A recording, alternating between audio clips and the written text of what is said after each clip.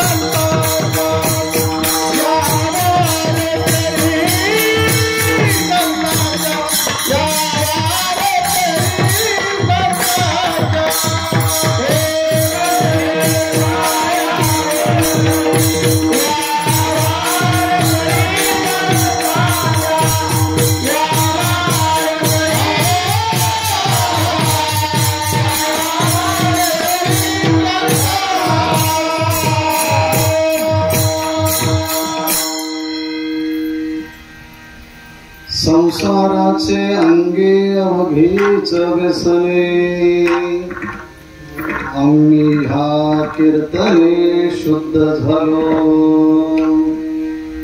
आता हे सोहळे झाले त्रिभुवन, विषम धोण सांगिले. संत श्री जगद्गुरु तुकाराम महाराज यांची आज सदेह वैकुंठ गमनाची तिथी आहे. या सदेह वैकुंठ गमन जगद्गुरु तुकोबारायांच्या या उत्सवाला वारकरी परंपरेमध्ये बीज असं म्हणतात. म्हणून आज जगद्गुरु तुकाराम महाराजांची बीज आहे. असंख्य वारकरी जगद्गुरु तुकाराम महाराजांच्या ह्या तिथीच आणि ह्या स्थितीच साक्षी बनण्यासाठी देहूमध्ये जमलेले आहेत. जिथे जिथे तुकाराम महाराजांनी आपल्या अवतार कार्याचे ठसे उमटवलेले आहेत, त्या त्या ठिकाणी जगद्गुरु तुकाराम महाराजांची बीज विशेषत्वाने साजरी केली जात आहे. आणि त्यामध्येच एक विशेष जागा म्हणजे जगद्गुरु तुकाराम महाराजांचे पादुका मंदिर किंवा पादुकाचं ठिकाण म्हणजे जगद्गुरु तुकाराम महाराजांचं झाड संस्थान या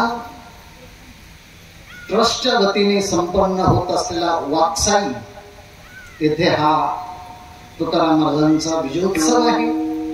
आणि ह्या बीज उत्सवासाठी आपण सर्व एकत्रित वारकरी संप्रदायाचे अनुयायी, वारकरी संप्रदायाचे पाईक, वारकरी संप्रदायाचे पंथस्थ जगद्गुरु तुकोबारायांच्या विचाराने भारावलेले आपण सगळे साधक जगद्गुरु तुकोबारायांच्या विजय करता आज या ठिकाणी समुपस्थित आहोत. विठ्ठल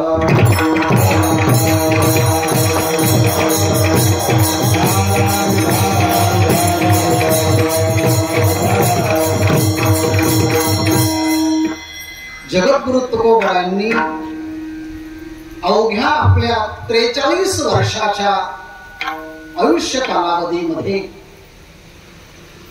परमात्म्याची आराधना करून साक्षात्कार करून जी वाङ्मय संपदा निर्माण केली, की जी वाङ्मय संपदा जगद्गुरु तुकोबारायांची अभंग गाथा या नावाने प्रसिद्ध आहे. ज्या गाथेला पंचम वेद म्हणून संबोधलं जातं, ती जगद्गुरु तुकोबारायांची गाथा सगळ्या विश्वाला सावली देते, सगळ्या विश्वाला विश्रांती देते. आणि जो कोणी जगद्गुरु तुकोबारायांचे अभंग आपल्या वाणीने उच्चारतो, आपल्या कंठामध्ये धारण करतो आणि आपल्या जगण्यामध्ये आणतो, खरं म्हणजे जगद्गुरु तुकोबारायांचं प्रतिबिंब त्या निमित्तानं त्या व्यक्तीमध्ये उमटत असतं.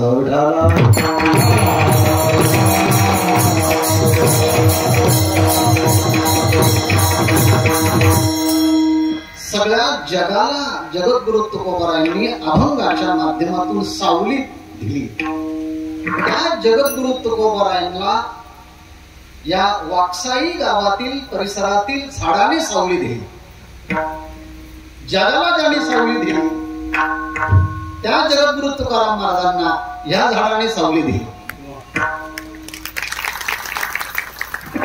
आणि ज्या जगद्गुरु तुकोबारायांनी या झाडाने सावली दिली, त्या झाडाच्या खाली आपण आज विसावत आहोत, त्याच्या खाली विश्रांती घेत आहोत. आणि म्हणून वारकरी संप्रदायाच्या मध्ये काही असे ठिकाण आहेत, संत निघून गेले पण त्यांचे पदचिन्ह ज्या ज्या स्थितीला, ज्या ज्या जागेला, ज्या ज्या ठिकाणाला लाभले, ते सगळे ठिकाण अजरामर झाले, अजरामर झाले.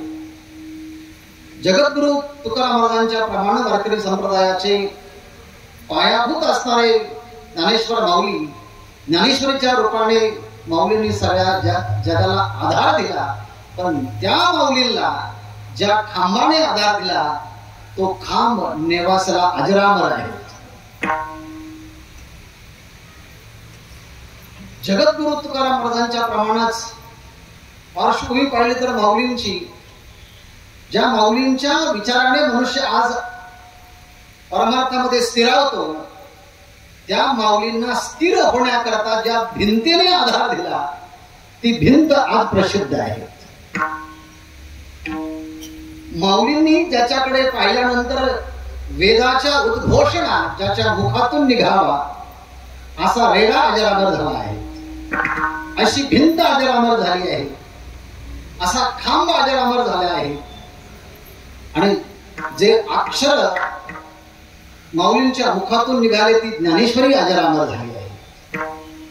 ही जशी पायाची स्थिती आहे, तशी कळसाची स्थिती तशीच आहे.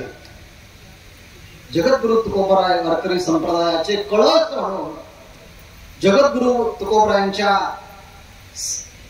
अत्यंत सन्निकट शिष्य बहिणाबाई महाराज, त्यांनी आपल्या गुरुचं स्थान वारकरी संप्रदायाच्या मध्ये कलशस्थानी आहे असं आत्मउद्गार मोठ्या आनंदाने काढले. तो का झाला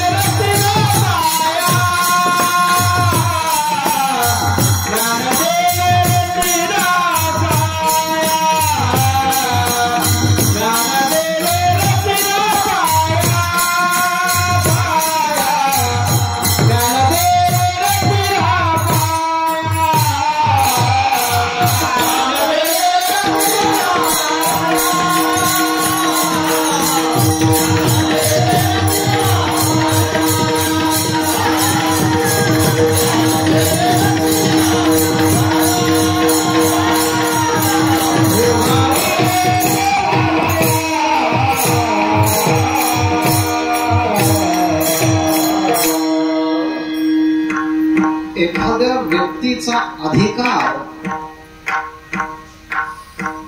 मोठा आहे हे कळण्यासाठी आपल्या अंगी मोठेपण असावं लागतं.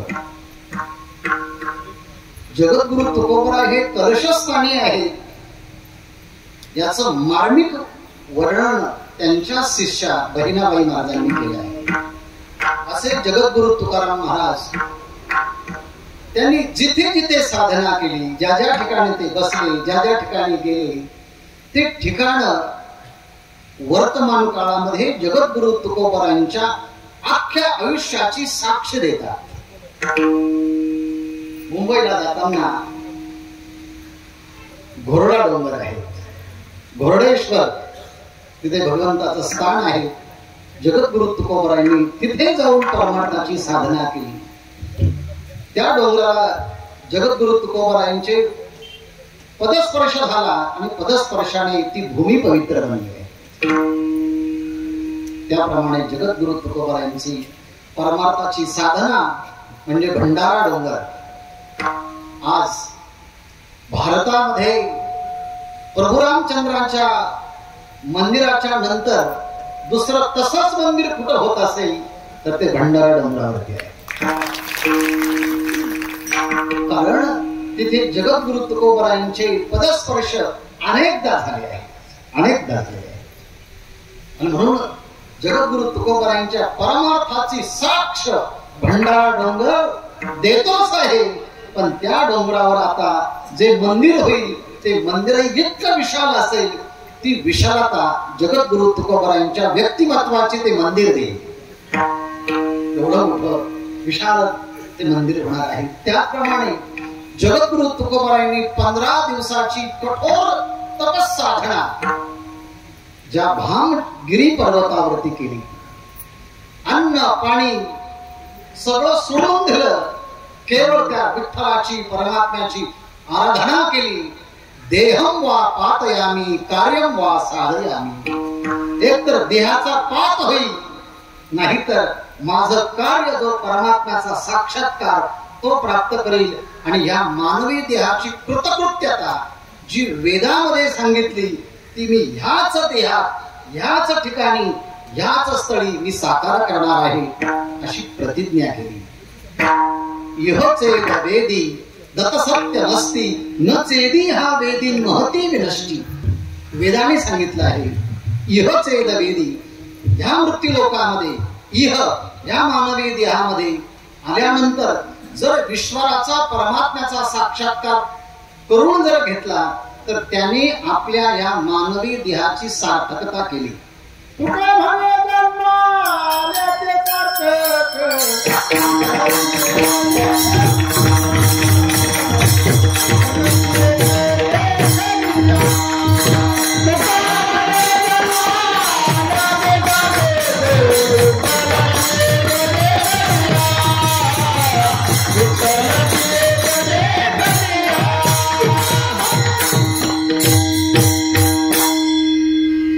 म्हणे जन्म आल्याचे सार्थक, विठ्ठलाची एक देखलिया.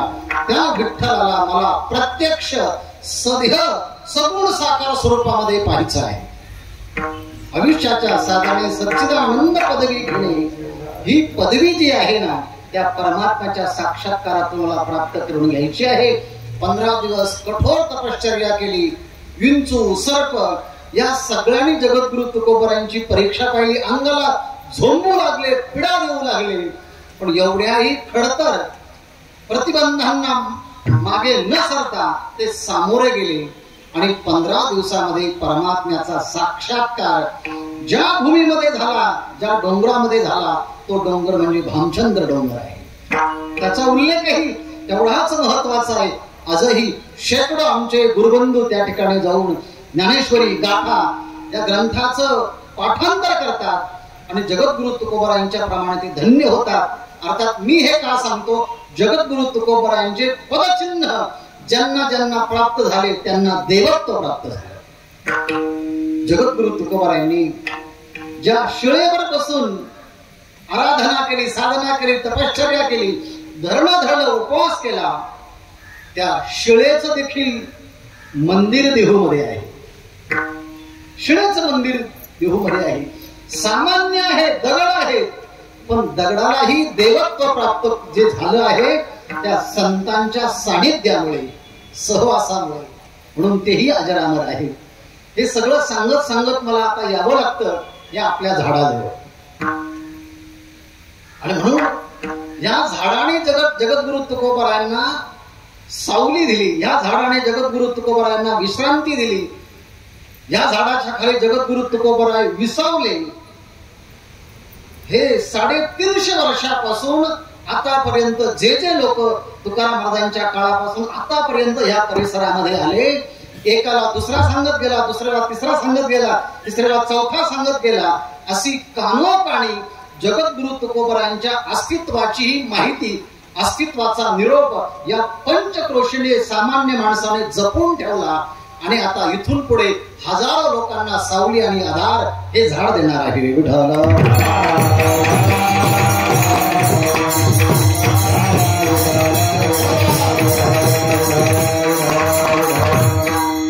पुढे जायचं खरं म्हणजे, पण आता एक एक वाक्य पुढे येतं तसंच मी विस्तार करत जाईल. खरं म्हणजे माऊलींच्या समाधीच्या जवळ जर गेलो आपण, तिथे सुवर्ण पिंपळ आहे. माऊलींचे वडील काशीला गेल्यानंतर ते पुन्हा आळंदीला यावेत याकरता रुक्मिणी मातेने इंद्रायणीचं स्नान, सिद्धेश्वराचं दर्शन आणि त्या सुवर्णाला, पिंपळाला 1.25 लाख प्रदक्षिणा रोज घातल्या. अर्थात त्यामुळे तो पिंपळ देखील भगवंताची विभूती गीतेमध्ये सांगितल्याप्रमाणे ठरला. आणि त्याची तपश्चर्याचं फलद्रुपता म्हणजे त्या झाडाच्या प्रदक्षिणेने विठ्ठल पंतांच्या गुरूंना तिथे खेचून आणलं आणि रुक्मिणी मातेला पुत्रवती भाऊ असं आशीर्वाद द्यायला भाग पाडलं. आणि त्या झाडाच्या मुळेच पुन्हा ज्ञानेश्वर महाराज, निवृत्तीनाथ महाराज, सोपान काका, मुक्ताई हे 4ही भावंड महाराष्ट्रामध्ये आणि वारकरी परंपरेमध्ये यायला कोणी भाग पाडला असेल तर तो सुवर्ण पिंपळ आहे. तसं हे झाड जगद्गुरु तुकोबारायांना आश्रय देतं, सावली देतं, विश्रांती देतं. म्हणून ह्या झाडाखाली फक्त सावलीच विसावली पाहिजे असं नाही. नीट ऐका, ह्या झाडाखाली ज्या तुकाराम महाराजांना विश्रांती दिली त्या झाडाने इथून पुढे तुकाराम महाराजांच्या विचाराने सावली द्यावी.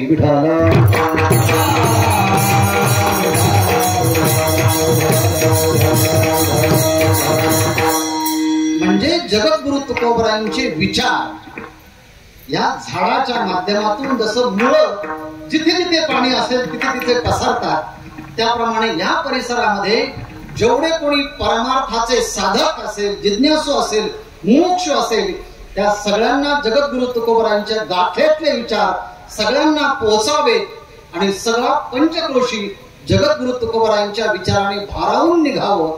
याकरता या ठिकाणी या गाथेच्या चिंतनाचं केंद्र बनावं, परमार्थाचं केंद्र बनावं, प्रशिक्षणाचं केंद्र बनावं. विटा माती झाड हे वाढवण्यापेक्षा माणसांच्या विचारांना वाढवावं. विटा माती कधीतरी पडणार आहे, पण तुकाराम महाराजांच्या विचाराने जर माणसं बनली तर ते माणसं अजरामर ठरतील आणि जगद्गुरु तुकोबारायांचं कार्य देखील अजरामर करून देतील. याकरता या सगळ्यांच्या वतीने ही अपेक्षा करतो की ह्या संस्थांच्या माध्यमातून असं वारकरी प्रचार प्रसाराचं केंद्र या ठिकाणी जर उभं राहिलं तर अनेकांना तुकोबारायांच्या या झाडाच्या सावलीप्रमाणे त्यांचे विचारही सावली देत राहतील.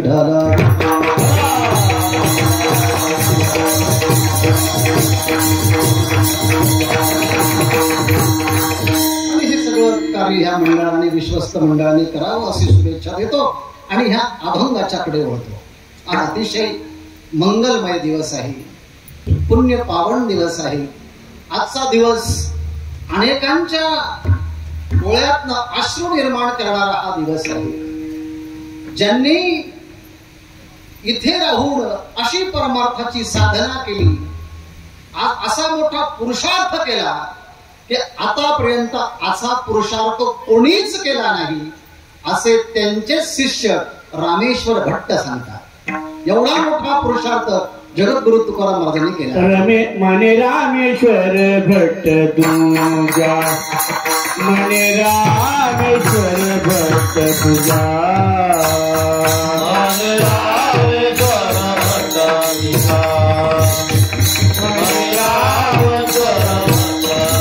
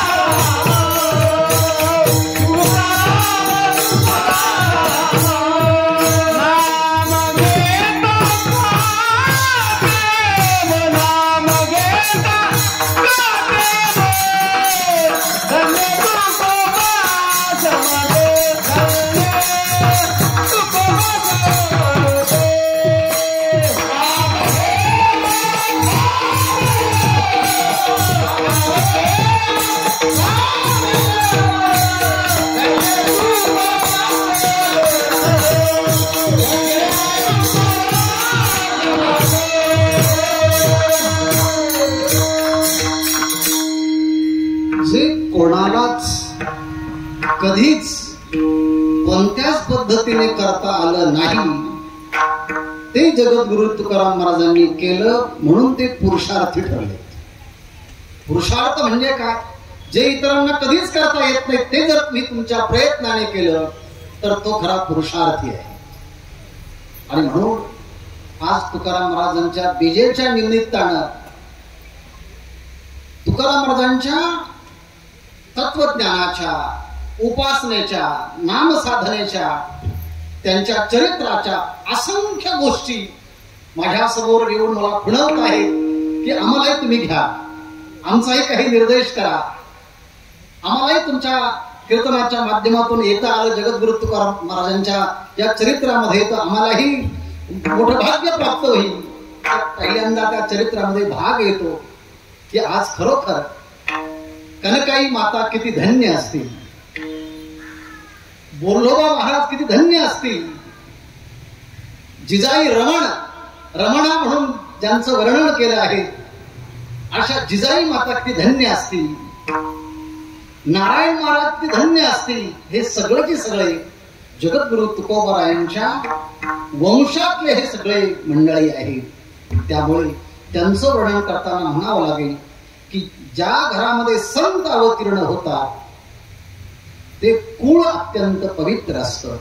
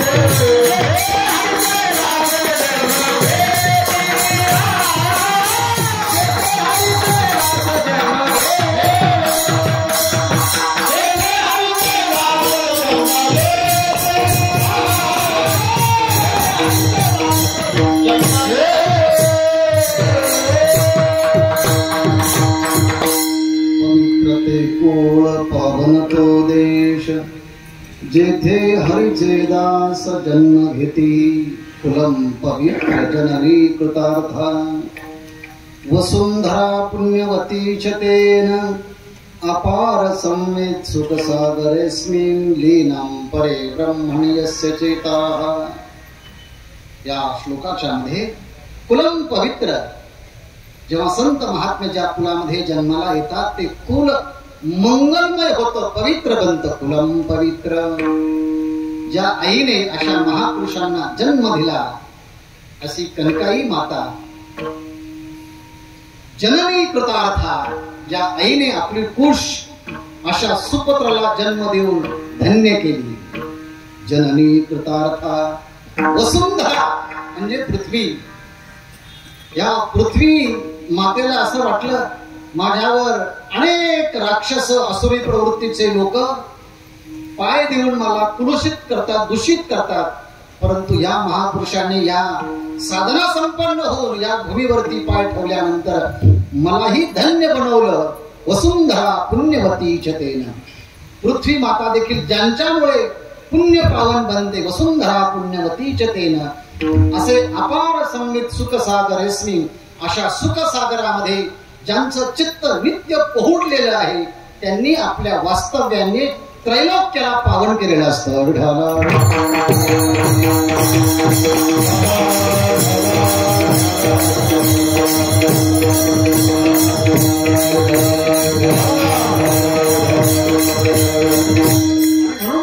जगद्गुरु तुकोबारायांचे चरित्राचा भाग पाहिला तर खूप मोठा विस्तार होईल, पण मी तो मोह टाळतो. जेवढा नामनिर्देश करता आला तेवढाच मी करतो. पण त्यांच्या चिरंजीवाने नारायण महाराजांनी खूप मोठी क्रांती केली. आळंदी पंढरपूरची जी मोठी वारी निघते, माऊलींचा सोहळा, जगद्गुरु तुकोबारायांचा सोहळा पहिल्यांदा कोणी काढला असेल तर नारायण महाराज, जगद्गुरु तुकाराम महाराजांचे धाकटे सुपुत्र नारायण महाराज, त्यांनी हा सोहळा पहिल्यांदा काढला. आणि दोन्ही पादुका तुकोबारायांच्या आणि माऊलींच्या स्वतःच्या गळ्यामध्ये घालून ते पंढरपूरला चालत जायचे आणि जगाला सांगायचे ज्ञानेश्वर महाराज पाया आहे, जगद्गुरु तुकाराम महाराज कळस आहेत आणि ही पालखी मी घेऊन चाललेलो आहे. पाया आणि कळस एकत्रित घेऊन चाललो आणि त्यांनी महाराष्ट्राला मंत्र दिला, ज्ञानोबा तुकाराम.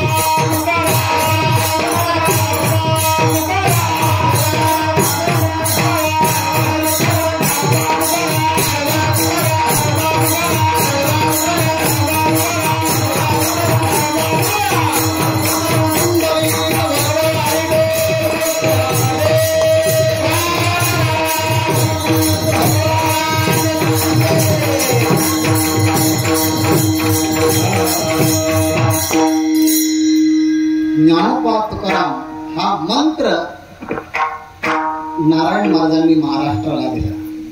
हे सगळ्यात मोठं योगदान त्या परंपरेतलं आहे. आणि जगद्गुरु तुकाराम महाराज कोण आहेत? मी बहिणाबाई महाराजांचा निर्देश करताना म्हटलं की ते कळस आहे. पण ते कळस कशा कशाचे आहेत? ते कळस सगळ्याचे आहेत, सगळ्यांचे कळस आहेत. सगळ्या गोष्टी सांगत बसलो तर मला वेळ पुरणार नाही, पण 2-3 गोष्टी सांगितल्याशिवाय मला पुढे जाता येणार नाही. ते कळस कसले आहेत? ते प्रयत्नाचे कळस आहेत. प्रयत्न करता करता मनुष्य किती मोठा होऊ शकतो. आपलं स्वतःचं आयुष्य, आजचं वय पाहिलं, कोणी 50 गाठली, कोणी 60 गाठली, कोणी 70 गाठली. अजून परमात्म्याचं एकदा सुद्धा स्वप्न पडलेलं नसेल आपल्याला. आणि जगद्गुरु तुकोबारायांचा खरा परमार्थाची उच्च कोटीचा प्रयत्न 15 दिवसाचाच आहे. काही जरी झालं तरी मी आता परमात्म्याचा साक्षात्कार करीनच, या प्रयत्नाचा कळस म्हणजे भामचंद्राच्या डोंगरावरती केलेली 15 दिवसाची साधना, म्हणजे प्रयत्नाचाही कळस आहे. दुसरा, कितीही अनुकूल परिस्थिती प्राप्त झाली पण जगाच्या कल्याणाकरता आपल्या संपत्तीचा वेच करणारे जगद्गुरु तुकोबाराय जर पाहिले तर आपली श्रीमंती जगाला उपयोगाला पडावी याचा प्रयत्न करणारा कळस म्हणजे जगद्गुरु तुकोबा आहे. दुसऱ्याची संपत्ती आपल्याकडे यावी याचा कळस करणारे माणसं गल्लोगल्ली आहे दिल्लीपर्यंत. दुसऱ्याच्या संपत्ती आपल्याकडे यावी त्याचा कळस बनावा असं माणसाला निर्माण करणारे माणसं गल्लीपासून दिल्लीपर्यंत आहे. परंतु आपल्या संपत्तीचा वेच जगाकरता व्हावा याकरता त्यांच्या सगळ्या वह्या इंद्रायणीमध्ये फेकून द्याव्यात आणि त्यांना कर्जमुक्त करावं.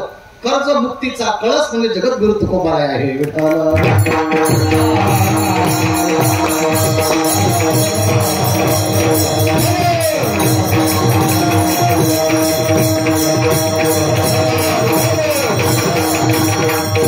जगद्गुरु तुकोबांचा कळस कसले कसले कळस आहेत. आपल्याला आपल्या गावातला एखाद्या माणसाने नुसती उंच भवाई केली तरी मनुष्य अस्वस्थ होतो. मला उंच डोळे करून म्हणतो काय, पाहतो काय. पण ज्या गावातल्या मुख्य माणसाने त्यांच्याच विरोधात जावं, कोपला पाटील गावीचे हिरो पाटलाने विरोधात जावं, गावातल्या सगळ्या लोकांनी विरोधात जावं, ज्यांच्या कीर्तनामध्ये ऐकण्याकरता कीर्तन ऐकण्याकरता बसावं त्याच मंबाजी बोवाने काठणे त्यांना मारावं आणि एवढं मारल्यानंतर पुन्हा त्यांच्याच हाताला लागलं असेल म्हणून तेलाची वाटी घेऊन त्यांनाच पुन्हा मालिश करण्याकरता जावं. म्हणजेच इतका अपमान करून सुद्धा त्या अपमानाचा कोणताच परिणाम आपल्यावरती होऊ न देणं अर्थात अपमान सहन करण्याचाही तो कळस आहे. आपल्याला कोणी जर कीर्तनात बोललं तरी आपल्याला एकदम राग येतो. पण ज्या कीर्तनामध्ये बसून त्यांच्यावरच त्यांना मारावं एवढं म्हटल्यानंतर हा कळसच आहेत ना. जगद्गुरु तुकाराम महाराजांना त्यांच्यावरती आलेल्या संकटाचा कळस जर पाहिला तर ज्यांनी आपल्या आंघोळीला बोलवावं शिष्याच्या घरामध्ये आणि शिष्याच्या पत्नीने उकळत पाणी आपल्या अंगावर टाकावं तरी सुद्धा काही न बोलावं काही कळसच आहे.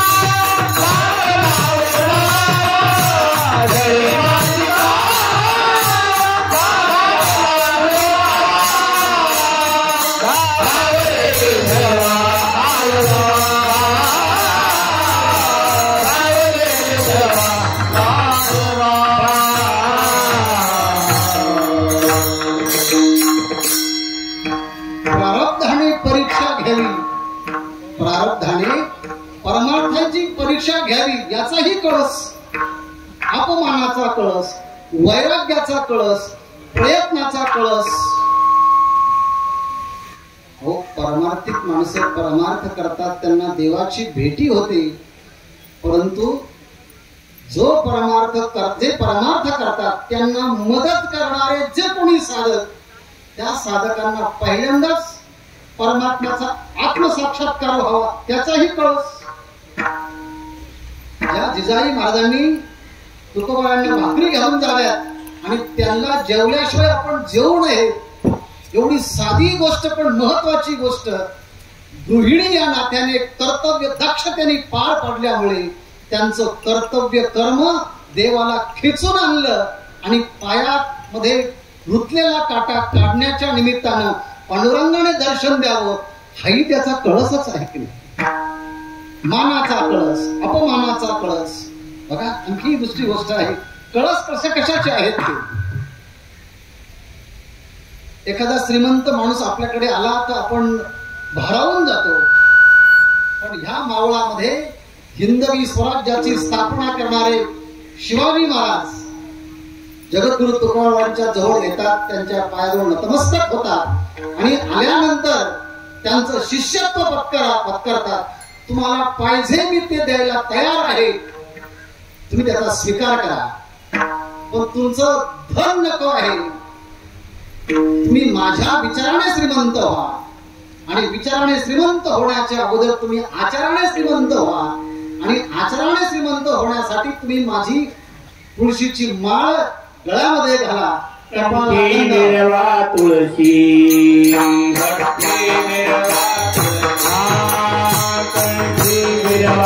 तुळशी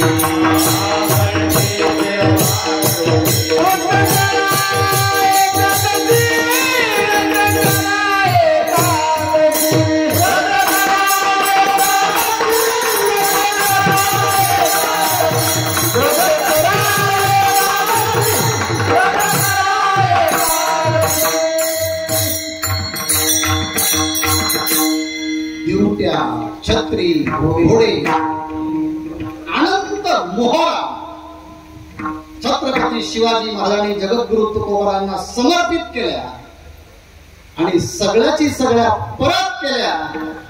पण तुम्ही माझ्या विचारासारखे बना, आचार संपन्न बना, याकरता तुळशी माळ आणि विठ्ठल विठ्ठल म्हणण्याचा प्रयत्न करविणाऱ्यांचाही कळस म्हणजे जगद्गुरु तुकोबाराय. तुम्ही पैसे घेतले असते आणि त्यांची स्तुती केली असती, वा तुमच्यासारखा करणं म्हणजे तुम्हीच. तुम्ही काय खाता काय पिता याकडे कोणाचं लक्षच नसतं. आमचा खिस्सा भरतोय ना, पण नाही, आमचा खिस्सा मोकळा झाला तरी चालेल, पण आमच्या विचाराने उभारलेले माणसं तयार व्हायला पाहिजे. म्हणून तर त्यांनी हिंदवी स्वराज्याची स्थापना केली. त्या स्थापनेलाही कारणीभूत जगद्गुरु तुकोबा झाल्यामुळे त्या हिंदवी स्वराज्याच्या स्थापनेचेही कळस जगद्गुरु तुकाराम महाराज आहे. मानाचे कळस, अपमानाचे कळस, ज्ञानाचे कळस, वैराग्याचे कळस, साधनेचे कळस, प्रयत्नाचे कळस. संकट आल्यानंतर ते संकट बरे झाले आले असं म्हणण्याचाही कळस.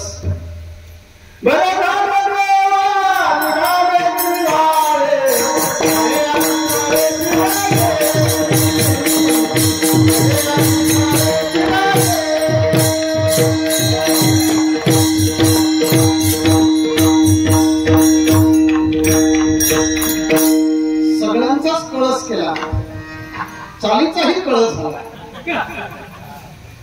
एवढ्या गुणवत्तेचा त्यांचा कळस म्हणजे जगद्गुरु तुकोबा आहे. एवढ्या अंगाने त्यांचं परिपूर्ण जीवन आहे. पृथ्वी तलावरच्या प्रत्येक माणसाने विचारावं असं का, आणि त्या सगळ्या प्रश्नांचं उत्तर काला असं आहे देणारे जगद्गुरु तुकाराम महाराज आहे. तुम्ही तार्किक प्रश्न विचारा, उत्तर आहे. तुम्ही तार्किक प्रश्न विचारा, उत्तर आहेच. धर्माचा प्रश्न विचारा, उत्तर आहेच. ब्राह्मण क्षत्रिय वैश्य शूद्र या चातुर्वर्णाचा प्रश्न विचारा, उत्तर आहेच. सगळ्या प्रश्नांचं उत्तर देण्याकरता समर्थ जगद्गुरु तुकाराम महाराज आहेत. त्या जगद्गुरु तुकाराम महाराजांना सगळे लोक एकत्रित आले आणि देहूत लोक म्हणायला लागले की तुम्ही सदैव वैकुंठ गमन करणार आहे, खरं आहे का ते?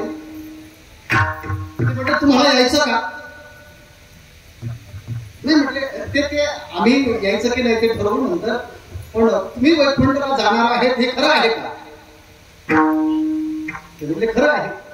मग तुम्ही जर वैकुंठला जाणार असाल तर त्याचे काय कारण आहे? कशामुळे तुम्ही वैकुंठला चालले? नेम असा आहे, एक कार्यार्थ मागते कोटी कार्य चकार. जो एका कामा करता येतो आणि जाताना कोट्यवधी काम करून जातो त्याला संत किंवा देव म्हणतात. जगद्गुरु तुकाराम महाराज ह्या भूतलावरती आले एका कामा करता, पण जाताना कोट्यवधी काम करून गेले. आपण पारमार्थिक असो, आपल्या क्षेत्रातले माणसं आपल्या पाठीमागे येत नाही, आपल्या पाठीमागे उभे राहतात. आम्ही यांच्या पाठीमागे आहोत असं दाखवतात आणि पुढे असणाऱ्यांचे पाय ओढून यांनाच मागे घेणारे आहेत. पण जगद्गुरु तुकाराम महाराज जेव्हा परमार्थ करायला लागले उच्च कुटीच्या स्थितीमध्ये, त्यांच्याकडे पिंपरी चिंचवडचे गणपतीचे सगळे उपासक मागे उभे राहिले. चिंतामणी देव असेल ते सगळे उभे राहिले. त्यांची ख्याती ऐकल्यानंतर पुण्यातले सगळे मुसलमान एकत्रित झाले आणि त्यांचा प्रतिनिधी म्हणून अनगडशाह फकीराला पुढे पाठवलं. अनगडशाह फकीर पुढे आला आणि भरले कटोरा असं म्हणून सांगितलं. पण तुकाराम महाराजांच्या मुलीने चिमूटभर पीठ टाकल्याबरोबर तो कटोरा तर भरलाच भरला. आमचे मारुती बाबा त्यांना सांगत असतात त्या चिमूटभर मिठामध्ये त्या पिठामध्ये अनगडशाह फकीराचा कटोरा तो गाडला गेला. हे अल्लाह हे क्या हो गया. पण त्यामुळे अनेक मुसलमान तिथे एकत्रित आले. शिवाजी महाराजांच्या रूपाने अनेक राजे लोक त्यांच्याकडे आले, अनेक उपासक आले, अनेक ज्ञानी आले, अनेक भक्त आले, अनेक तीर्थयात्रा करणारे आले. अनेक लोक एकत्रित येऊन सुद्धा जगद्गुरु तुकाराम महाराजांना थोडाही अभिमान झाला नाही. हा निराभिमानतेचा कळस म्हणजे जगद्गुरु तुकोबाराय आहे.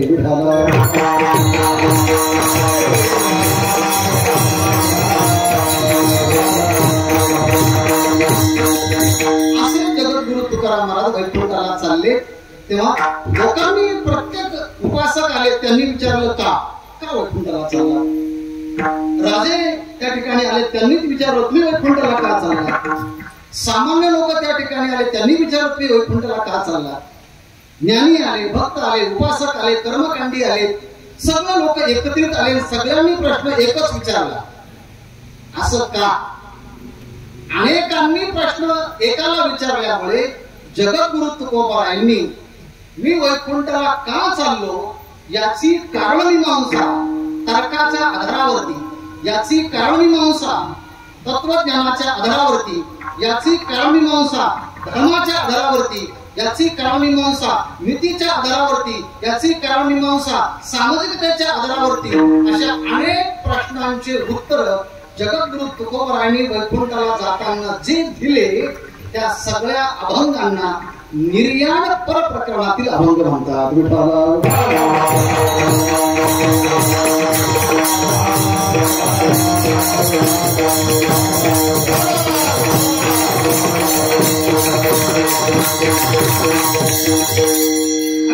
कोणालाही शंका राहू नये.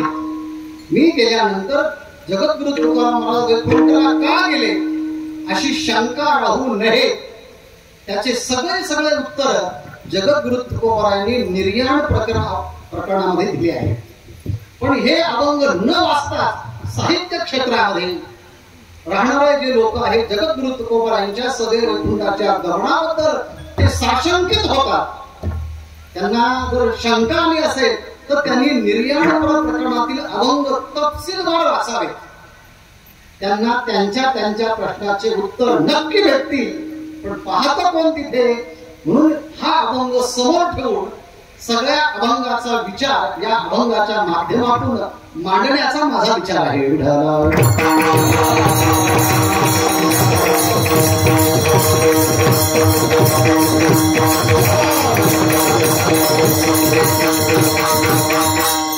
पण आता लोकांना ते कसं सांगावं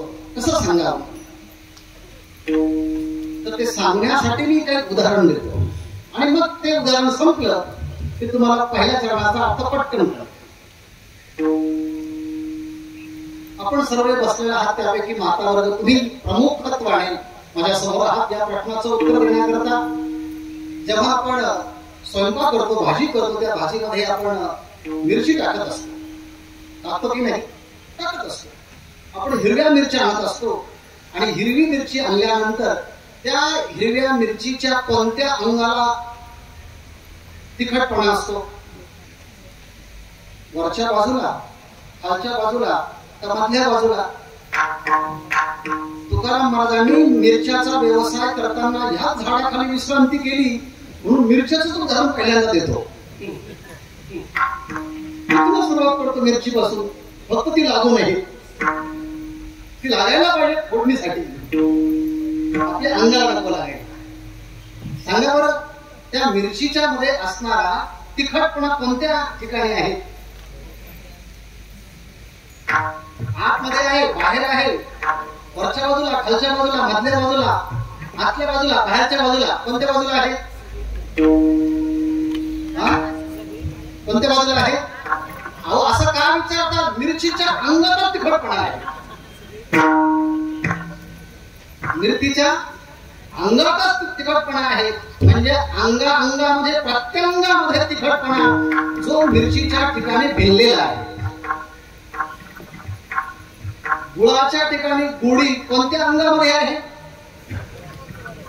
सगळ्याच अंगामध्ये आहे. मिठाच्या कोणत्या बाजूला खारटपणा आहे? कोणत्या अंगाला आहे? सगळ्या अंगाला आहे. चिंचेच्या कोणत्या अंगामध्ये आंबटपणा आहे? सगळ्याच अंगामध्ये आहे. इंचावाच्या नांगीच्या कोणत्या ठिकाणी विषाचा बाधा जास्त होतो? म्हटले हात लावून पहा. मला सांगायचं आहे की अंगामध्ये प्रत्यंगामध्ये तो भाग असतो.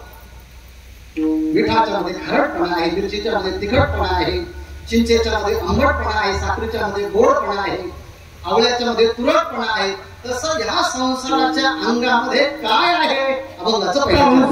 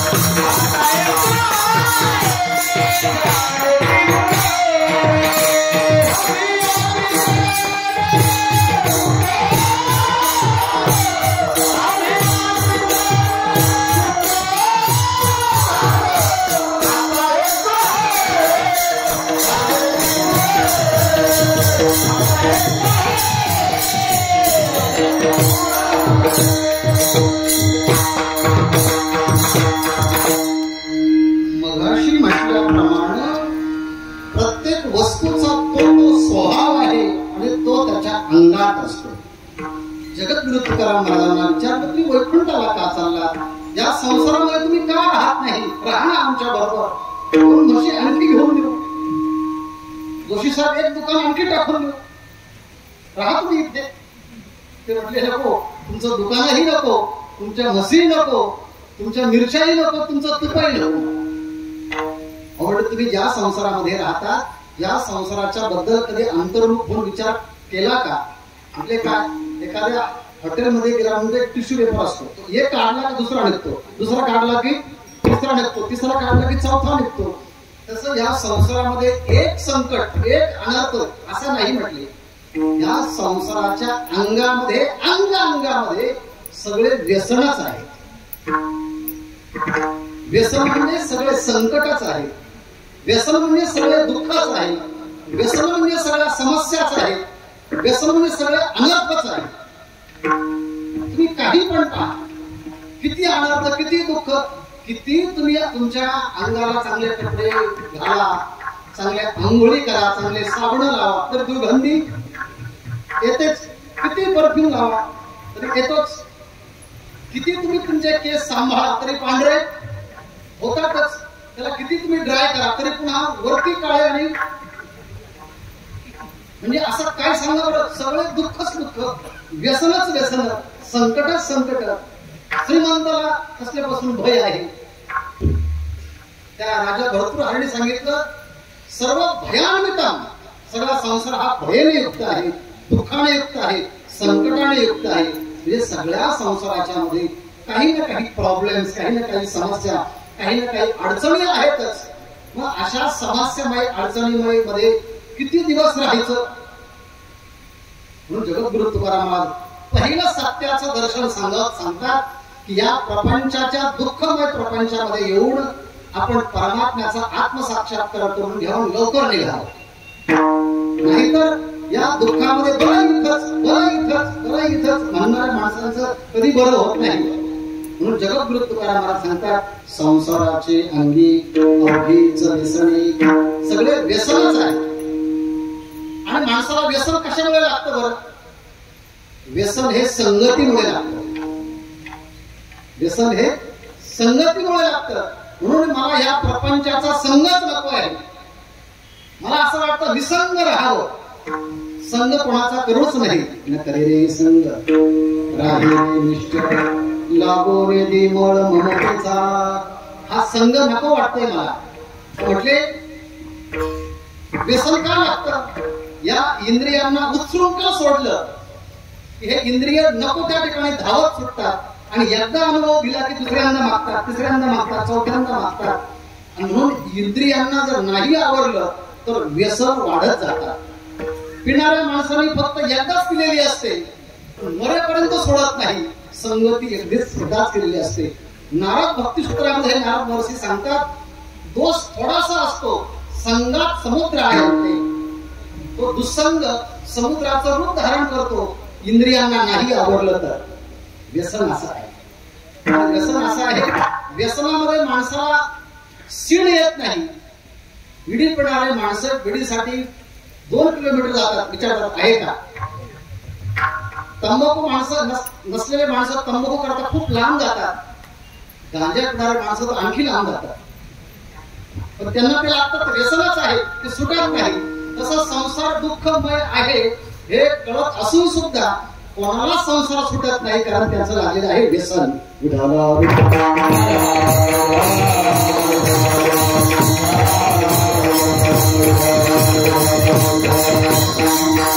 कोणालाच व्यसन सुटत नाही. हा संसार व्यसनमय आहे, दुःखमय आहे, संकटमय आहे. तुमचा अनुभव काय? माझा अनुभव आम्ही या कीर्तने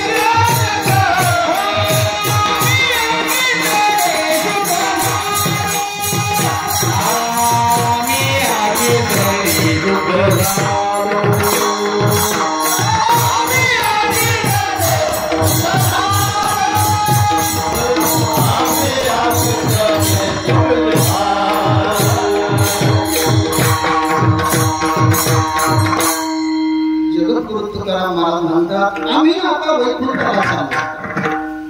का चालले वैकुंठाला? ते म्हटले आम्ही या कीर्तनाने शुद्ध झालो म्हणून आता आम्ही वैकुंठाला चाललो. तुम्ही इथे का राहत नाही? संसाराच्या अंगे अवघीच व्यसन आहे म्हणून आम्ही इथे राहत नाही. आणि कीर्तनाच्या अंगाने आम्ही शुद्ध झालो म्हणून आता आम्ही वैकुंठाला चाललो. कारण परमात्मा ही शुद्ध सत्वगुण संपन्न आहे. आणि परमात्म्याकडे जायचं असेल तर त्यालाही शुद्ध संपन्नच असावं लागतो. श्रीमंत माणसाच्या घरी जाण्यासाठी आपल्याकडे श्रीमंती असावी लागते. नाहीतर श्रीमंत माणसाच्या घरी जायचं ठरवलं, तो गरीब गेला तर त्याचे नोकर हकलून देतात, ते हो पुढं. म्हणून श्रीमंत माणसाकडे जाताना भाड्याची का गाडी होईना घेऊन जावं लागतं. आणि तो सीसीटीव्ही कॅमेऱ्यातून पाहतो मर्सिडीज आहे येऊ द्या. आणि जर गाडी नसेल तर म्हणतो मरायला आला का? मर्सिडीतून आला ना, म्हटले आता येऊ द्या, आमच्या सारखाच आहे. तसा परमात्मा शुद्ध संपन्न आहे, सत्वगुणाने संपन्न आहे. कानुभा तुझी भोंगडी, परमात्म्याची भोंगडी तो शुद्ध आहे.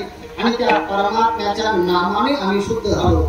या निर्याण पर प्रकरणामध्ये जगद्गुरु तुकाराम महाराजांनी असा एक अभंग दिलेला आहे. बरं का?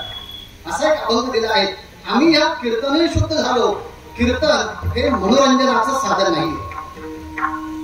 कीर्तन हे एंटरटेनमेंटचं साधन नाही आहे. मनोरंजन वा बरं वाटलं हसावं नाटकं आहेत, त्यासाठी अनेक साधनं आहेत. त्यासाठी हे नाही, हे ब्रह्मरूप होण्याचं सोयांग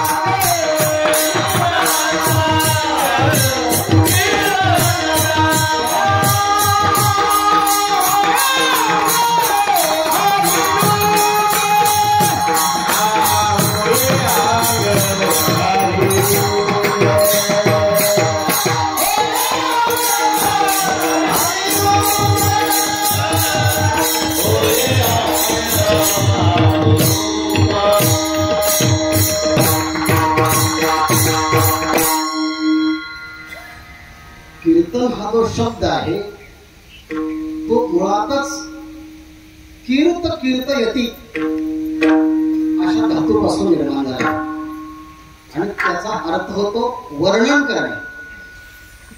त्याचा अर्थ होतो सांगणे, बोलणे. काय वर्णन करायचं, काय सांगायचं? परमात्म्याच्या गुणाचं वर्णन करायचं, परमात्म्याच्या लीलेचं वर्णन करायचं, परमात्म्याच्या चरित्राचं वर्णन करायचं, परमात्म्याच्या सर्व अंगाचं एकत्रित वर्णन, टाळ, मृदंग, वीणा सगळ्यांच्या मध्ये एकत्रित येऊन समूहानं परमात्म्याचं उच्च स्वरानं गान करणं त्याला कीर्तन म्हणतात.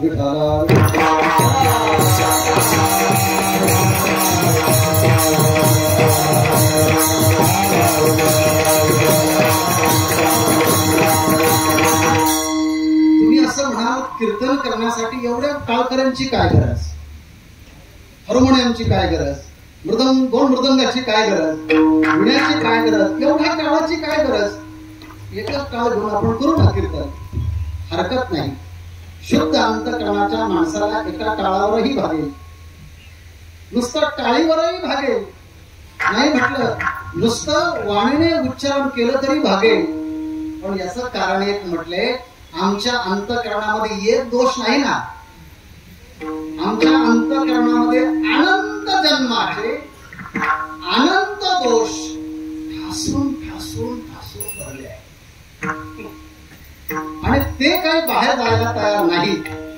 घरामध्ये काही महिने राहिलेला भाडेकरू आणि तो जर निघत नसेल तर त्याला काढण्याकरता त्याच्या अधिकारापेक्षा मोठ्या अधिकाराची गरज घ्यावी लागते. मग तहसीलदाराची गरज घ्यावी लागते, पोलिसाची गरज घ्यावी लागते, कलेक्टरची गरज घ्यावी लागते. तरी भागत नसेल तर मुख्यमंत्र्याला सांगावं लागतं. एवढा प्रयत्न करून प्रयत्नाचा जो प्रयत्न चालू ठेवला तर त्या भाडेकरू कंट्रोल त्याला बाहेर निघावं असं वाटतं. तसं आपल्या अंतकरणामध्ये काम आहे, क्रोध आहे, लोभ आहे, मद आहे, मत्सर आहे, दंभ आहे, अहंकार आहे, ईर्ष्या आहे. अशा आसुरी प्रवृत्तीचे अनंत दोष भरले आहेत आणि त्यांचा कांगावा, त्यांचा आवाज एवढा आहे की त्या साधकाला परमार्थाकडे जाऊ देत नाही. आणि त्याकरता एक एक साधन घेऊन हे दोष बाहेर निघत नाही. म्हणून कलियुगामध्ये सगळ्या दोषांना बाहेर काढण्याचं साधन काय असेल तर सकीर्त्यमाना कलौतक हरी कीर्तना. कलियुगामध्ये केवळ आणि केवळ हे हरीचं कीर्तन आहे. आणि असं जर कीर्तन केलं सकीर्त्यमाना हा आविर्भवती भगवान, असं जर कीर्तन केलं तर या कीर्तनाच्या मध्ये तो परमात्मा आविर्भूत होतो. येथे कीर्तनाची शोभा, येथे असे देव उभा. सकीर्त्यमाना स आविर्भवती, तो परमात्मा आविर्भूत होतो. आणि अनुभवातीचे भक्तान आणि सगळ्या भक्तांना मी ह्या ठिकाणी आलो आहे असा प्रत्यक्ष अनुभव देतो. आणि मग असं कीर्तन करायला जर लागलो, एकाग्रतेने ऐकलं तर आपल्या अंतःकरणातले दोष निघून जातात, अंगावरती रोमांच येतो, कंठ सद्गतीत होतो, नेत्रातनं अश्रू यायला लागतं आणि त्या रामनामाची, विठ्ठल नामाची प्रेम राटे नाही निरालो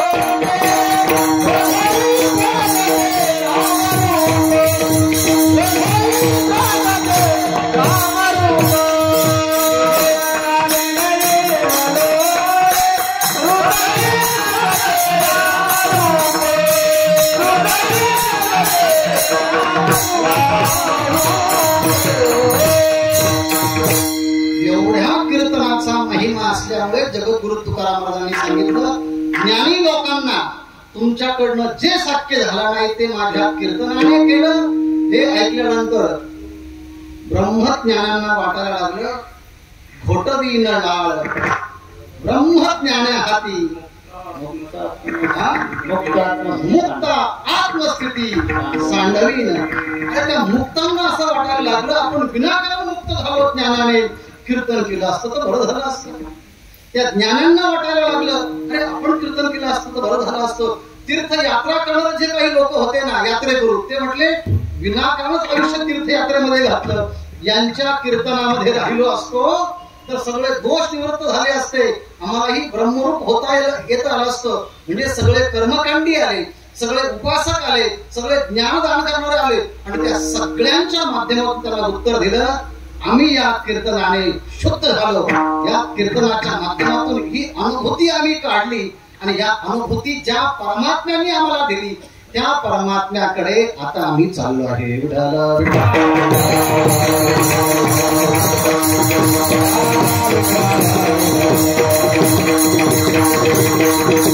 जगद्गुरु तुकाराम महाराज, संसारामध्ये व्यसन आहे, दुःख आहे, दोष आहे, तुम्ही कीर्तनाने शुद्ध झाला. आता शुद्ध झालेल्या अंतःकरणाने, डोळ्यांनी तुम्ही जगाकडे कसे पाहता? आता हे तो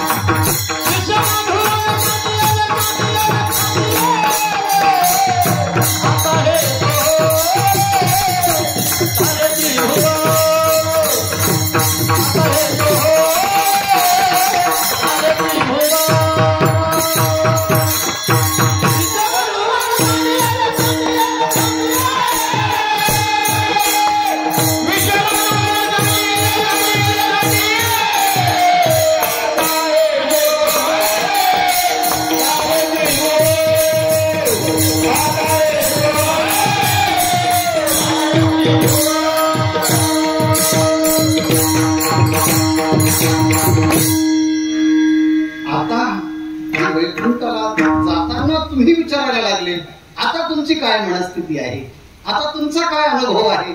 ते म्हटले, आता हे सोहळे झाले त्रिभुवन, आता मी ह्या जगाकडे पाहत असताना हे जग माझ्या दृष्टीने आता शुद्ध झालं आहे.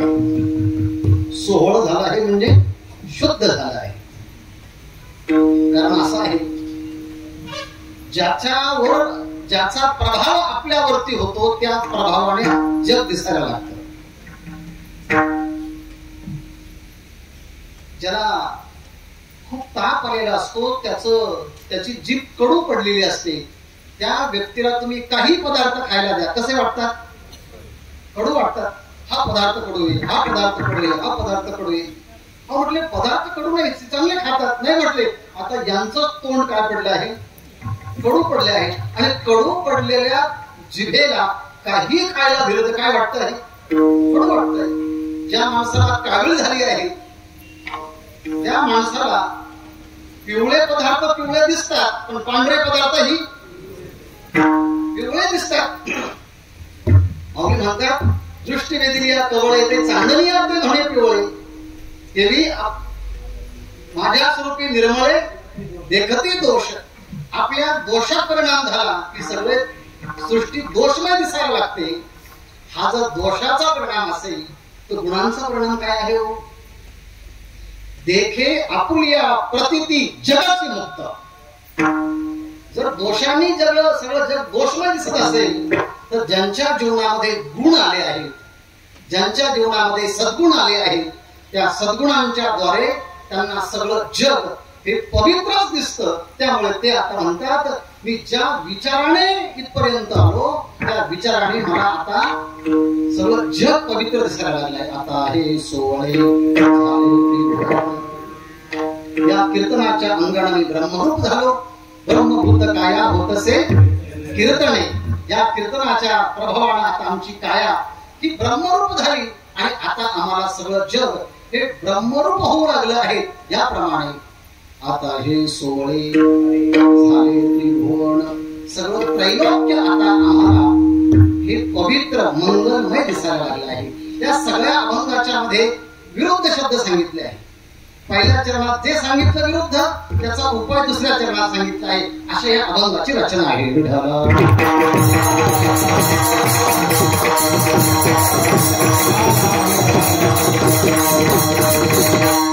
संसाराच्या अंगी अवघीच व्यसने दोष आहे, पण कीर्तनाने काय झालं? आम्ही या कीर्तने शुद्ध झालो. आता हे सोहळे झाले त्रिभुवन. आता आम्हाला या त्रिभुवनामध्ये त्या परमेश्वराचीच प्राप्ती जिथे तिथे दिसायला लागली आहे. मी जिथे माझी दृष्टी जाते त्या ठिकाणी तो परमात्मा दिसायला लागतो. जेथे जातो तेथे तुला सांगाती. आता मी जिकडे पाहिल तिकडे वस्तू मी पाहतो तेव्हा वस्तू मध्ये तो परमात्मा दिसायला लागतो. आणि मला प्रत्यक्ष अनुभूती आली की माऊलींच्या समोर गेलो असताना चिमण्या उठून गेल्या. भगवंताला प्रार्थना केली मला अजून ब्रह्मरूपतेची भूमिका आली नसावी म्हणून चिमण्या मला पाहून घाबरतात. जोपर्यंत चिमण्या माझ्याकडे येत नाही तोपर्यंत मी उठून उठणार नाही. काही काळानंतर त्या चिमण्या जगद्गुरु तुकोबरांच्या खांद्यावरती येऊन आनंदाने चिवचिव करू लागल्या. तेव्हा त्यांना खात्री पडली आता माझ्यावरती पांडुरंगाची कृपा झाली. अवघे होते साम्य आली देखेने मैत्री होती. विश्वास तो मग खरा पांडुरंगा कृपेचा. माझी कोणी न धरो शंका ऐसा होका निर्द्वंद. अशी निर्द्वंद अवस्था मला प्राप्त झाली. त्यामुळे मला कीर्तनाच्या साधनेने सगळं त्रैलोक्य आता ब्रह्मरूप दिसायला लागलं. आता हे सोहळे झाले त्रिभुवन.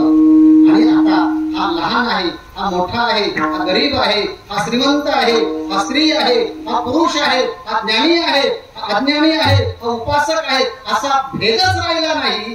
त्या नाम साधनेच्या द्वारे सर्व विषमता धुवून टाकली आहे. आता हे सोहळे झाले त्रिभुवन.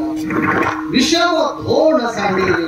आता विषमताच नाही, जिकडे तिकडे तो परब्रह्मच आहे. मग आता तुम्ही कुठे राहणार? Oh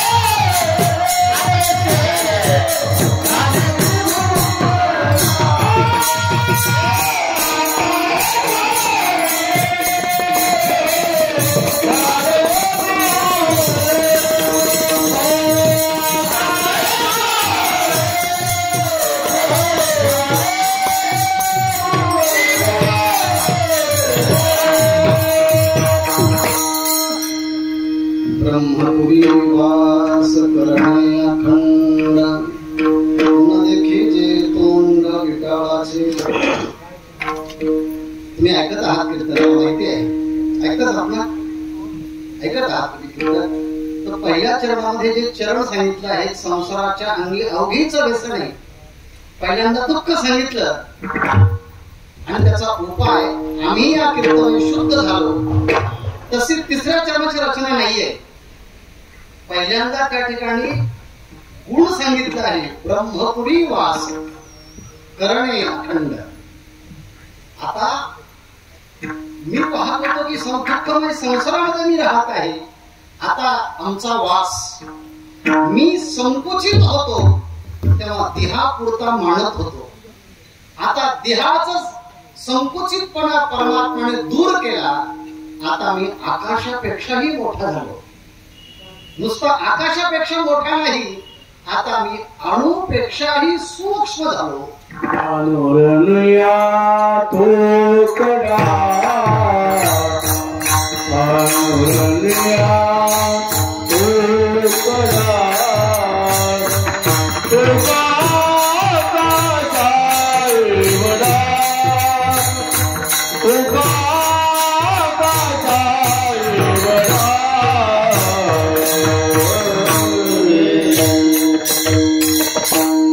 अणुरणिया तोकडा, तुका आकाशा एवढा. मोठा माणूस किती होऊ शकतो? सगळ्या मर्यादेचा सीमेचं उल्लंघन केलं की तो ब्रह्मरूप होऊ शकतो. आणि जी गोष्ट व्यापक असते ती गोष्ट सूक्ष्म असते. म्हणून अणुपेक्षाही सूक्ष्म जगद्गुरु तुकोबाराय झाले. आणि आता मी राहत असताना ब्रह्मामध्ये मी राहत आहे. आणि तसं जर पाहिलं तर जी गोष्ट व्यापक असते त्याच्यामध्ये आपण राहत असतो. आपण सर्व आकाशामध्ये राहत आहोत, मान्य आहे ना? आकाशामध्ये राहतो आपण, नाही? आकाश सगळ्यात मोठा आहे, आपण आकाशामध्ये राहतो. आणि आकाशही त्या परमात्म्याच्या मध्ये राहतं. नभ तुझं माझी खेळे लपी थपी. मग सगळं जगत जर आकाशामध्ये राहतं आणि आकाशही परमात्म्यामध्ये राहतं, तर परमात्मा मी झाल्यामुळे मला सगळीकडे परमात्मा दिसायला लागला. त्यामुळे आता मी ब्रह्मपुरामध्ये राहतो. ब्रह्मपुरी वास करणे आम्हास.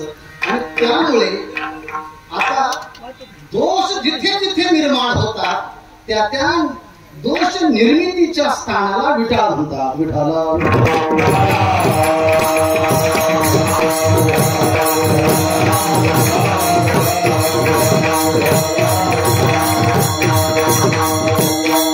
त्यामुळे दोष जिथे असतात त्याला विठाळ म्हणतात. प्रत्येक अवयवाचा विठाळ वेगवेगळा आहे, प्रत्येक परिस्थितीचा विठाळ वेगळा आहे. वाणीने चांगलं बोलणं ही मंगलमय वाणी आहे आणि त्याच वाणीने अमंगल बोलणं हा वाणीचा विठाळ आहे. पण आता आमच्यातले सगळे दोष निघून गेल्यामुळे न देखिले तोंड विटाळाचे. अज्ञान निघून गेलं, अविद्या निघून गेली, कर्म निघून गेलं, आशय निघून गेला, दोष निघून गेलं. अविद्या, काम आणि कर्म या सगळ्यांची निवृत्तीला कारण विटाळ कोण असेल तर ते अज्ञान आहे. ते निघून गेल्यामुळे न देखिले तोंड विटाळाचे. आणि आता आम्हाला केवळ ब्रह्मस्थिती प्राप्त झाली आहे, एकांत स्थिती प्राप्त.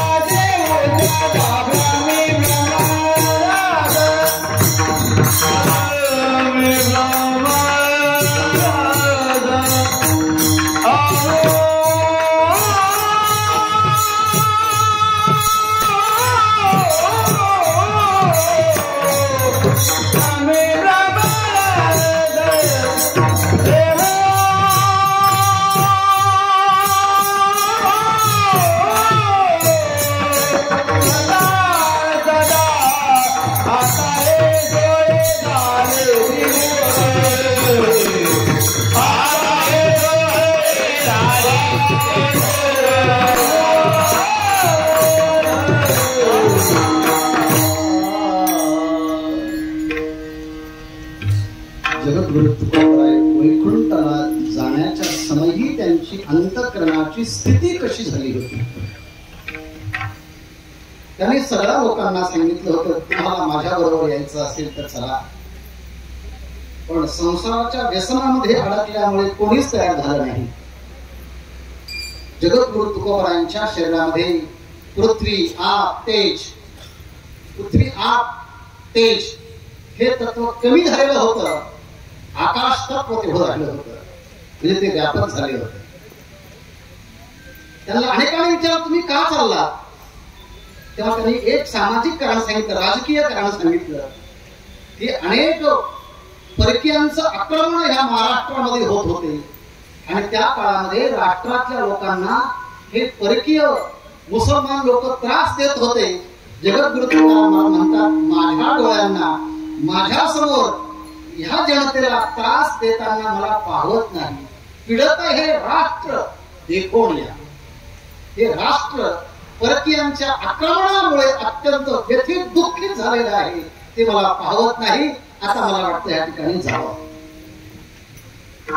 तत्वज्ञानी माणसाने तुम्ही का चालला? ते म्हटले, अहो ज्याप्रमाणे दोरीवरती भासलेला सर्प मला मिथ्या वाटतो तुम्हाला, त्याप्रमाणे मला सगळं जगत मिथ्या वाटायला लागलं आहे. रज्जू सर्पाकार आता सगळं मला नको असं वाटायला लागलं. मग म्हटले, मला आता एकच वेग लागला, तो परमात्मा भेटावा, त्या परमात्म्याने यावं. त्याकरता अनेकांना विनंती केली. कोणाला विनंती केली? भगवंताच्या जवळ राहणारे सनकादिक आहे, त्या सनकादिकांना सांगितलं, देवाला माझा नमस्कार तुला. ते म्हटले, आम्ही सांगू, परंतु त्या परमात्म्याचे पाय लक्ष्मीच्या हातामध्ये आहे, तेव्हा तिला तुम्ही विनंती करा, मग ती तुम्हाला पाठवेल. पाय लक्ष्मीच्या हाती, तिसी यावे काकुळती. तिलाही काकुळती केली. अहो म्हटले, परमात्मा आला असता, पण शेषावरती पोहोडलेला आहे, शेषाची परवानगी घ्यावी लागेल, त्याला तुला जागा करावं लागेल. म्हटले, हरकत नाही. तुका म्हणे, शेषा जागे करा ऋषिकेशा. अर्थात लक्ष्मीला सांगितलं, शेषाला सांगितलं, गरुडाला सांगितलं, तुम्ही काही करा, परमात्म्याला लवकर पाठवा, मला त्याच्या भेटीची तळमळ लागलेली आहे. जशी परमात्म्याच्या भेटीची तळमळ जगद्गुरु तुकोबरायांच्या अंतःकरणामध्ये होती, तेवढीच तळमळ पांडुरंगाच्या अंतःकरणामध्ये तुकोबरायांना भेटण्यासाठीची होती. म्हणजे जसं चिन्ह जाण्याचे उमटले होते जगद्गुरु तुकोबरायांच्या अंतःकरणामध्ये, ते सगळे लक्षण पांडुरंगाच्या अंतःकरणामध्ये होते. तिकडचे लक्षण इकडे आणि इकडचे लक्षण तिकडे. जेव्हा भक्त परमात्म्याशी एकरूप होतो, तेव्हा दोघांच्या मध्ये भावना विचार नसतो, विचारात भिन्नता नसते, दोन्ही तन्मय होत असतात. तन्मया तस्मिन जने भेदा भावात देव आणि भक्त या दोघांच्या मध्ये पूर्णपणे अभाव होतो. विठ्ठल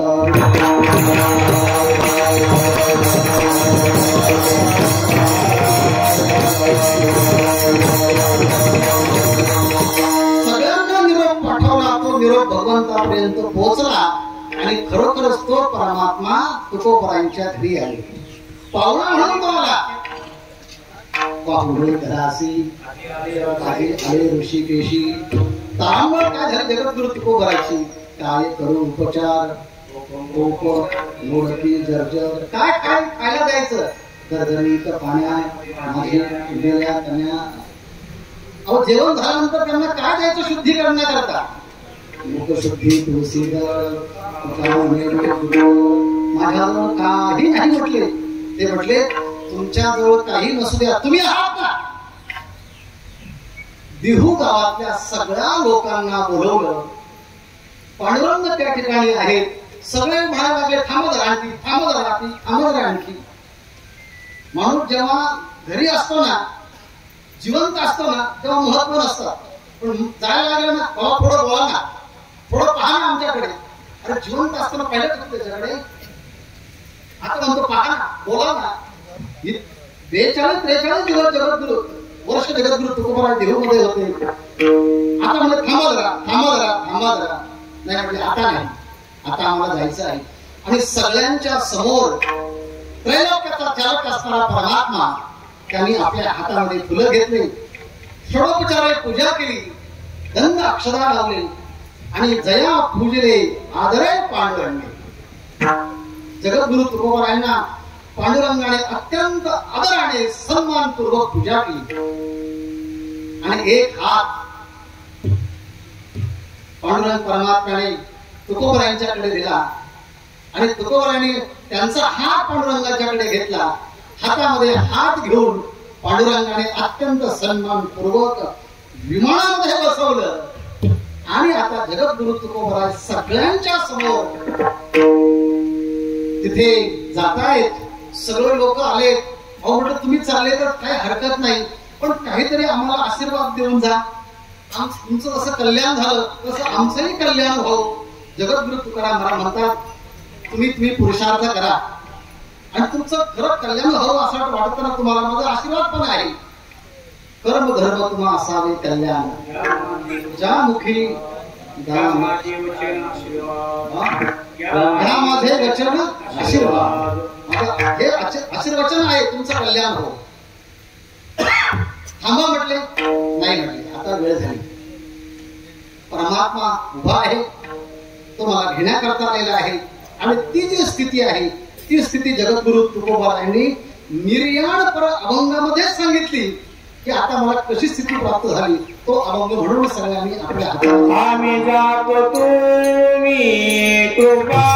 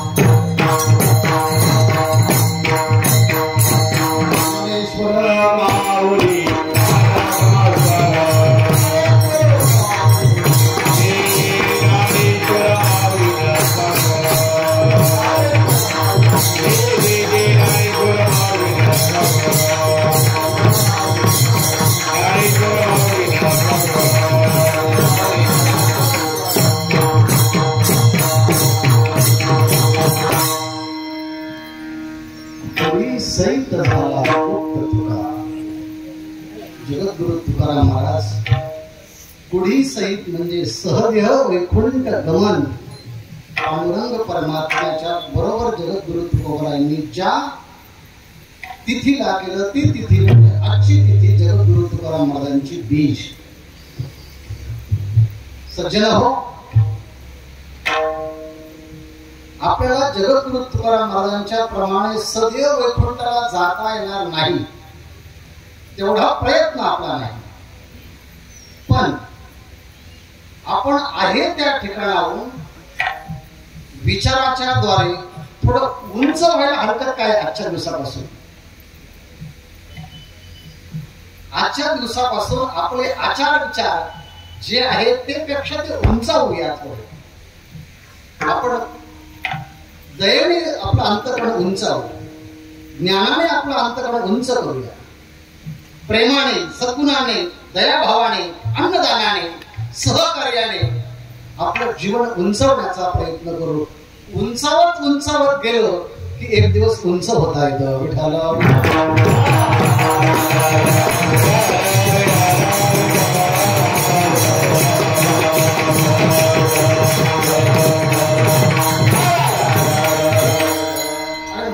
या जगद्गुरु तुकाराम महाराज वैकुंठाला गेले याची साक्ष रामेश्वर भट्टांनी स्वतः त्यांच्या अभंगामध्ये दिली आहे. गेला तो विमानी बैसोनिया. विमानामध्ये परमात्म्याच्या बरोबर जगद्गुरु तुकोबराय वैकुंठाला गेले असं म्हणणारा दशग्रंथी ब्राह्मण कर्मकांडातला, पण अगोदर विरोधक बनले, नंतर एक निष्ठ म्हणून 14 टाळकऱ्यांच्या पैकी रामेश्वर भट्ट वाघुलीकर हे जगद्गुरु तुकोबरायांचे एक निष्ठ शिष्य बनले. आणि त्यांनी सांगितलं की तुकाराम महाराज वैकुंठाला गेले. वैकुंठाला कसे गेले? जगद्गुरु तुकाराम महाराज त्यांच्या निर्याणपर अभंगामध्ये तर्क दिला, अनुभव दिला, उदाहरण दिले. रज्जू सर्पाकार भासेले जगडंबर असं उदाहरण दिले, श्रुतीचा अनुभव दिला. पांडुरंग परमात्मा माझ्या घरी आले, मला उपचार कसं काय करावं हे कळता येईल हा स्वतःचा अनुभव सांगितला. मी इतरांना कर्मधर्माप्रमाणे त्यांचं कल्याण हो ही भूमिकाही सांगितली. म्हणजे सगळ्याच आधारानं जातानाचे सगळे तर्क, सगळे कारण जगद्गुरु तुकोबरायांना सांगून दिले. पुन्हा शंकाच निर्माण होऊ नये म्हणून शंका निर्माण करणाऱ्यांनी महाराष्ट्रामध्ये, देशामध्ये जगद्गुरु तुकोबरायांचे अभंग 100दा वाचावेत. आणि मग वाटलं तर शंका घ्यावी. मला असं वाटतं शंका राहणारच नाही. परमार्थाच्या बद्दल निशंक करणारा व्यक्तिमत्वाचा कळस म्हणजे जगद्गुरु तुकाराम महाराज आहे. आणि मग जगद्गुरु तुकाराम महाराज या अभंगाच्या शेवटच्या कडव्यामध्ये म्हणतात की आता माझ्या दृष्टीने जर पाहिलं तर तुका म्हणे आम्हा एकांताचा वास ब्रह्मी ब्रह्मरस सेव सदा. पारमार्थिक साधकाला सुरुवातीला एकांतामध्ये राहावं लागतं. एकांतामध्ये राहिलंच पाहिजे. जे लोक सारखे गर्दीमध्ये राहतात त्यांना एकटं राहण्याची एखाद्या दिवस जेव्हा वेळ येते तेव्हा घर खायला निघतं, तेव्हा ते कुलूप लावून दुसऱ्याच्या घरी राहायला जातात. म्हटले का बरं? सगळं तुमच्या घरामध्ये सगळ्या सुविधा आहे, आमच्या घरी का आला? नाही म्हटले सगळं आहे पण घरी कोणीच नाही. म्हणजे त्यांना सायकोलॉजिकल प्रॉब्लेम होतो. त्यांना लोनलीनेस भासवतं. नको भीती वाटते घरामध्ये. म्हणजे काहींना जास्त लोक असल्यामुळे भीती वाटते आणि काहींना एकटं असल्यामुळे भीती वाटते. द्वितीयात म्हणजे भयं भवती, दुसऱ्यामध्ये भीती वाटत असते. पण जगद्गुरु तुकाराम महाराज सांगतात सुरुवातीच्या काळामध्ये साधकाने एकांतामध्ये 1-1 तास घालवावा, अर्धा तास घालवावा, 15 मिनिटं घालवावे, 10 मिनिटं घालवावे, 5 मिनिटं घालवावे. तेही शक्य नसेल तर 1 सेकंद, अर्धा सेकंद. महाराजांची ज्ञानेश्वरीमध्ये एक ओवी आहे. तरी तुगा ऐसे करी या 8 प्रहरा माझारी मोठके निमिष भरी देत जाय. परमात्म्याच्या करता 1 क्षण द्यावा. एका क्षणामध्ये आलेला अनुभव इतका विलक्षण असतो की दुसऱ्या दिवशी सुद्धा वाटतं की तो क्षण पुन्हा मिळावा. असं करता करता करता करता अमावस्याच्या दिवशी सूर्य चंद्र दिसत नाही, पण पौर्णिमेला मात्र सगळा दिसतो ना. तसे भोगातून निघता चित्त मज माझी निघता हळूहळू पण सुद्धा मीच होईल. आता मीच सगळीकडे दिसायला लागतो, म्हणजे एकांत होतो. एकांत म्हणजे अनेकांताचा अभाव होतो. तो एकांत म्हणजे साधकाला एकांत एकट्याच दिसतो आणि संतांना एकांत सगळ्यात असताना दिसतो. तो खरा एकांत आहे. म्हणजे तुमच्यामध्ये माझ्यामध्ये सगळ्यामध्ये मीच परमात्मा आहे आणि तो परमात्मा सगळ्यामध्ये बसलेला आहे अशी अनुभूती असल्यामुळे लोकांतामध्ये सुद्धा त्यांचा एकांत आणि सांसारिक माणसांचा एकांतामध्ये सुद्धा लोकांत असतो. घर बांधिले डोंगरी विषय हिंडे दारोदारी. आणि म्हणून जगद्गुरु तुकाराम महाराज म्हणतात, मला आता लोकांमध्ये असताना परमात्मा दिसायला लागला. तुका म्हणे आम्हा एकांताचा वास. त्यामुळे ब्रह्मी ब्रह्मरस सेवू सदा. आता आम्ही ब्रह्मस्वरूप होऊन त्या सगुण साकार परब्रह्माचा अनुभव ब्रह्मरूपाने घेतो आणि आलेला अनुभव आम्ही सगळ्या जगाला वाटतो. अनुभव आले अंगा जगा देत असो. अशी जगद्गुरु तुकोबरायांची बीज म्हणजे मानवी जीवनाचा उत्क्रांतीचा सर्वोच्च टोक. त्याच्यापेक्षा उत्क्रांतीच नाही. अर्थात उत्क्रांतीचा कळस म्हणजे जगद्गुरु तुकाराम महाराज आहे. त्यांच्या विजेच्या निमित्तानं या झाड संस्थांच्या ठिकाणी विजेचं कीर्तन जगद्गुरु तुकाराम महाराज पादुका ट्रस्ट विश्वस्त मंडळांच्या सगळ्यांच्या विनंतीला मान देऊन या ठिकाणी येण्याचा योग आला. यथामती यथा अवकाश या अभंगाच्या द्वारे काहीस चरित्रात्मक, काहीस तात्विक, काहीस सामाजिक, काहीस धर्माच्या दृष्टीने चिंतन करण्याचा प्रयत्न केला. सगळ्याच अंगाने कीर्तन करून तुमच्या अंतःकरणाला उल्हासित होईल एवढं माझं वक्तृत्व नाही, पण जसं वक्तृत्व आहे त्या वक्तृत्वाच्या सहाय्याने तुमच्या अंतःकरणामध्ये असणाऱ्या त्या परमात्म्याला षडोपचारे अभिषिक्त करून मी माझ्या वाणीला त्या भगवंताच्या चरणी, त्या वृक्षाच्या चरणी समर्पित करतो आणि वाणीला या ठिकाणी विराम देतो. उत्तम गायक आहेत, उत्तम वादक आहेत, उत्तम पंचक्रोशीतील सर्व वारकरी मंडळी आहेत. तुम्ही सगळे जिज्ञासू आहात, मुक्त आहात, साधक आहात, जिज्ञासू आहात. कीर्तनाच्या निमित्तानं 2 तास 2 डोळ्यांनी तुम्ही माझ्याकडे पाहिलं आणि मला तुमच्या प्रेमानं, तुमच्या ज्ञानानं, तुमच्या कृपेनं, तुमच्या वैभवानं सुस्नात करण्याचा योग मला घडवून आणला. आणि तुमच्या त्या कृपा दृष्टीने जो भाव उत्पन्न होईल तो भाव तुमच्या समोर मी मांडला.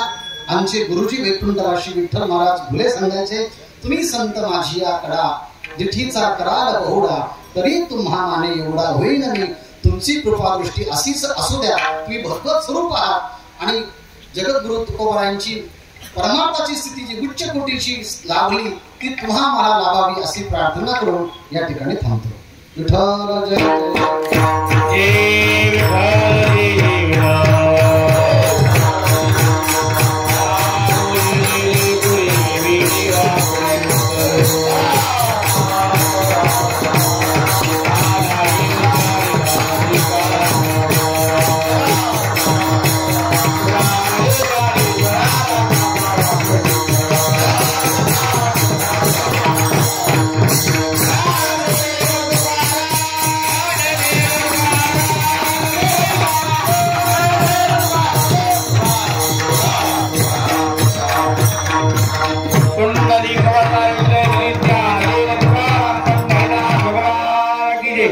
ज्ञानेश्वर महाराज श्रीमंत